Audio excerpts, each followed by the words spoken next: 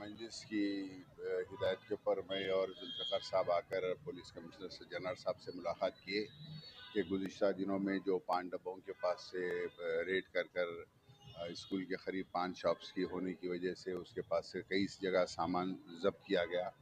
तो कई लोग बेरोज़गार हो गए हैं। हमने कमिश्नर सज्जनार साहब से ये गुजारिश की है कि भाई आप लोगों का ये रोज़गार का मसला है, इस तरीके से लोगों के अंदर बेरोज़गारी बढ़ जाएगी। जो सामान ज़ब्त किए हैं सामान आप वापस दीजिए उनको, और ताकि वो कारोबार कर सकें। अगर से कहीं कहीं कोई गैर कानूनी ऐसा है 40-40 50-50 साल पुराने भी पान शॉप्स है, आप कुछ पॉलिसी बनाइए ताकि उन लोग भी कारोबार कर सके और उनका सामान इमीडिएट तौर पर वापस दे दिया जाए। जो सामान सीज़ कर दिए बोलकर रोका गया है, तो सज्जनार साहब ने वादा किया है कमिश्नर साहब ने कि अभी इंस्ट्रक्शंस देंगे कि जिस जिसका सामान है उनको सामान वापस किया जाए।